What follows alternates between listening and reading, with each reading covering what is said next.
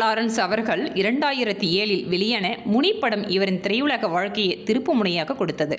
இந்த படத்தினை இவரே இயக்கினார். ஹாரர் த்ரில்லராக வெளிவந்த இந்த படம் சூப்பர் ஹிட் ஆனது. முனியாக ராஜகிரண் நடிக்க அவரது ஆவி உள்ளே புகுந்து ராகவா லாரன்ஸை அதகலம் செய்யும் காட்சிகள் பலே பலே தியேட்டரையே அதிர வைத்தது. அந்த படத்தின் ஹிட்டுக்கு பின்னர் வரிசையாக பல இயக்குநர்கள் அவரை தேடி வந்தனர்.